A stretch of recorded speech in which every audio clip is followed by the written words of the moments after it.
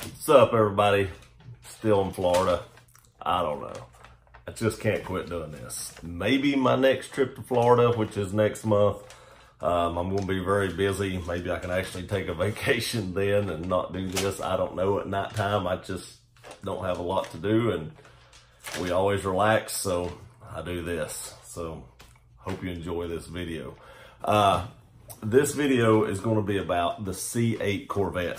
Made a lot of notes, read some stuff, made some notes. So I'll be looking at the notes a little bit to make sure I get these numbers right. I know we talked about the C8 before, but we're going to actually directly compare that to the new Supra and the new GT500, which I'm going to talk about in a minute on why I don't think that's a fair comparison. Well, let's just go ahead and talk about that. Why do I not think it's a fair comparison to compare the new Corvette to the new Shelby GT500? I know those cars are in comparison as far as number-wise, but you are taking a highly built Mustang that another shop has actually bought or took a stock Mustang and then enhanced that car by adding superchargers and stuff to that. And we're comparing that to a bone stock C8 Corvette base model, basically.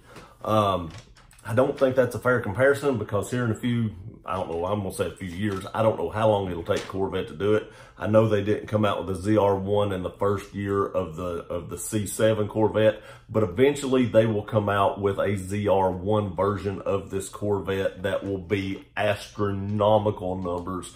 There's no doubt about it. And I think the ZR1 Corvette will be a more fair comparison to the Mustang. Now, if you want to look at the numbers, you're talking about a base Corvette that starts out at $59,995. And then you're talking about a Mustang that's $73,995. Now, let's go ahead and get into this here in a minute because there are options on the Corvette that bring it on up to the $70-some thousand range. But even one of the higher options on this still isn't as expensive as the Mustang is. And then we're going to talk a little bit about the effects that this car has brought on the auto industry and how it's going to dominate it.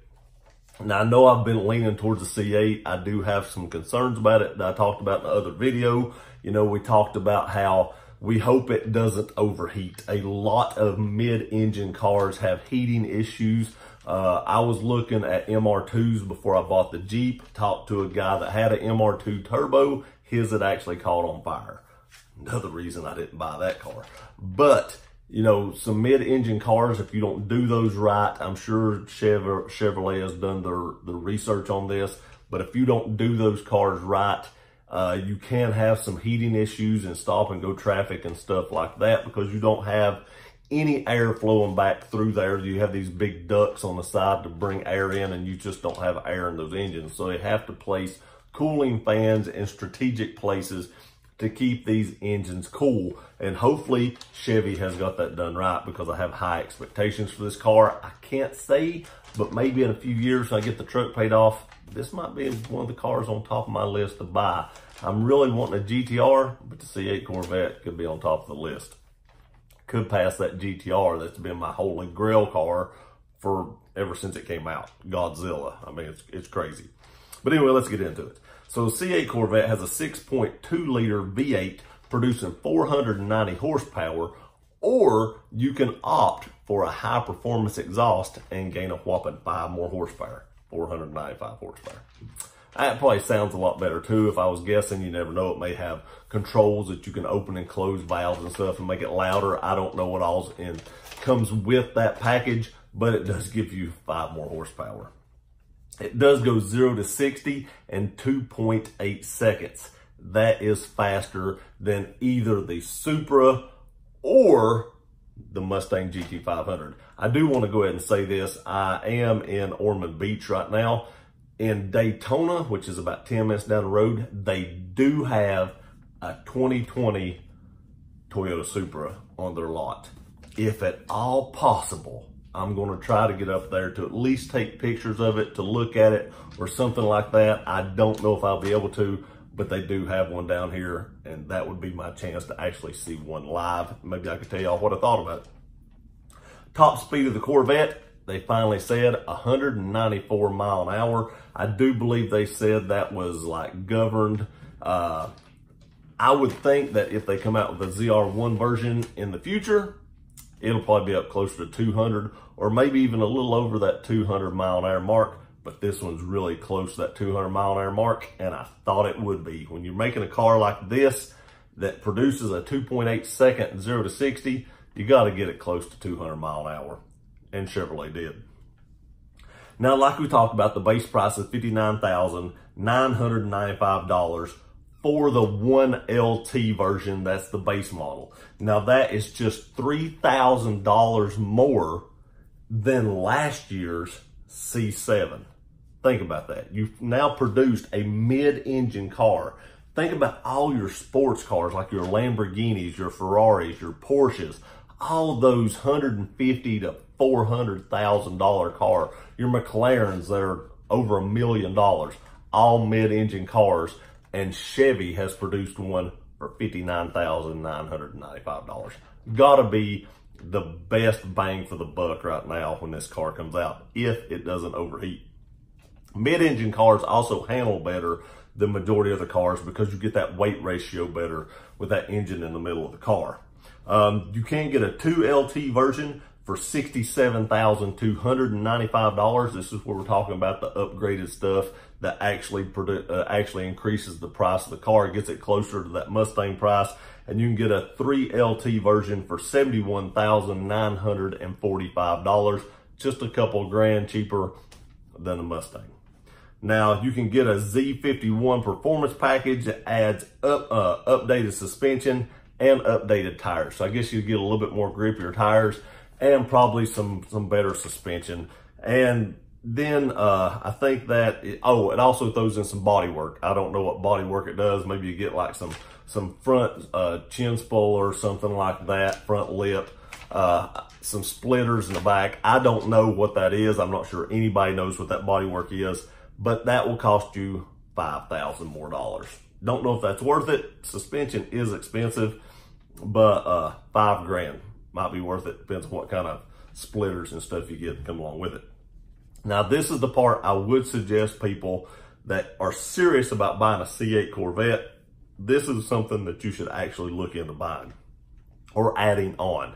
It is a hydraulic nose lift so that you don't scrape the nose when you're going across speed bumps and stuff like that, because I would imagine this car is going to sit very, very low, and that is $1,495. I think that is definitely worth the $1,495. The only thing I wonder if you have to upgrade that $5,000 suspension to be able to get that hydraulic lift. I don't know. Didn't see anything in the article I read about that. I read several articles. I just seen it was $1,495 for that hydraulic lift. Definitely worth that in my opinion. So let's go into the Supra a little bit. So next on the list, new Supra. So the Supra is new for 2020 and it costs $55,250. So you're talking about $4,000 less than what the new Corvette is. Now that is actually the price I seen at the Daytona dealership that actually had it sliced out and said, hey, contact us for the cheapest price you can get or whatever, the internet price.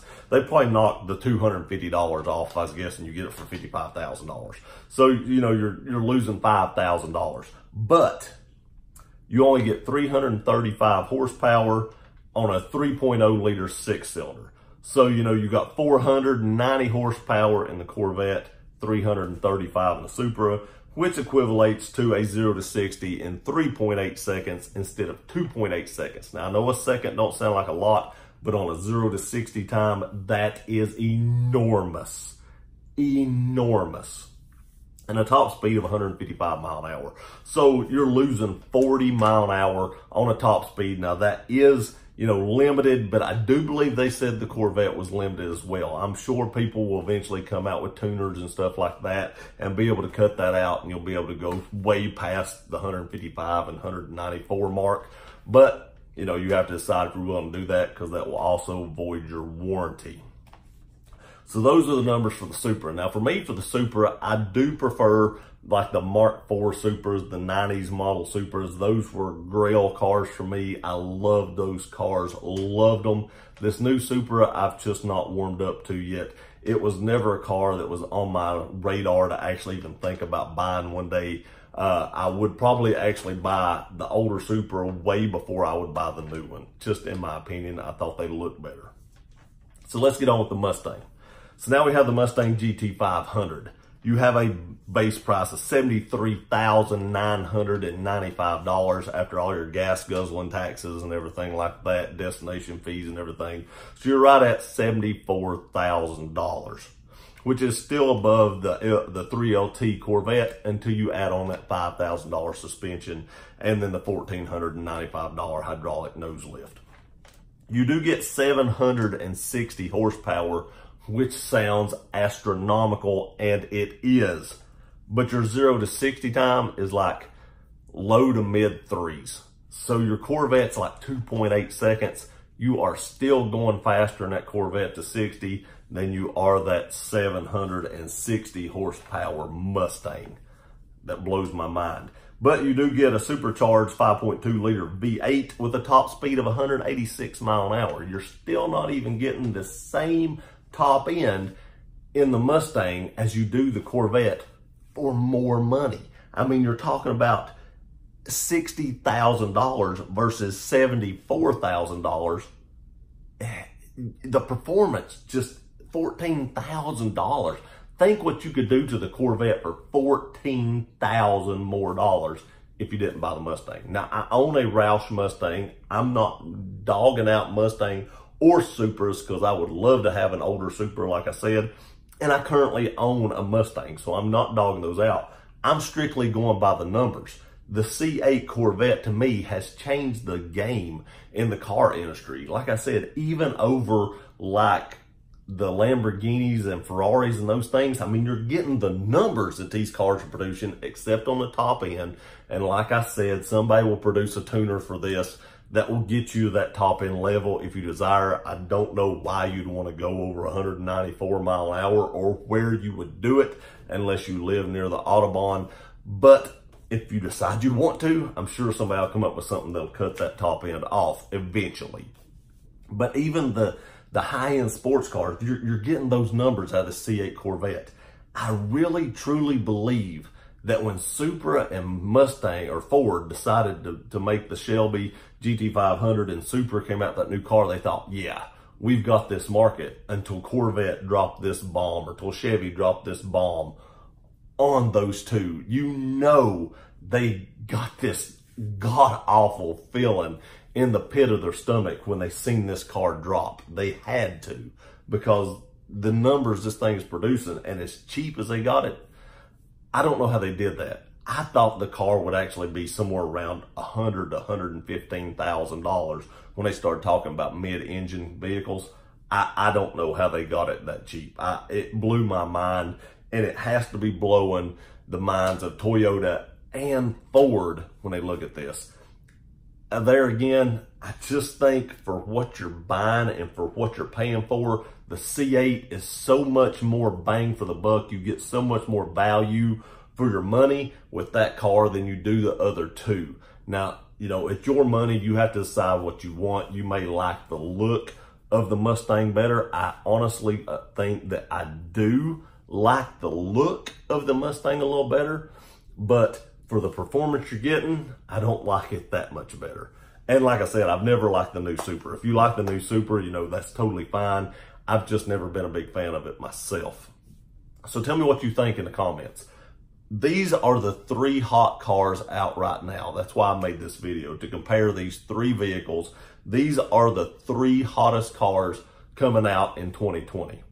Most anticipated sports cars there are right now. In your opinion, which one of these three wins the battle and why? Why? If you're just going to say Supra, you know, if it's just because you like it better, that's fine. But kind of give your opinion on why that is. If it's just like, I like the styling better, so be it. But if it's just not the styling, what else beats out the C8 Corvette? Nothing beats it out, in my opinion, just strictly on numbers and price. I don't see how anything can beat that out. And I think the other two are going to suffer in comparison when it comes to sales number, because I don't think they're going to be able to compete with it. I appreciate you guys watching this video. Please like, share, and subscribe. See you next time.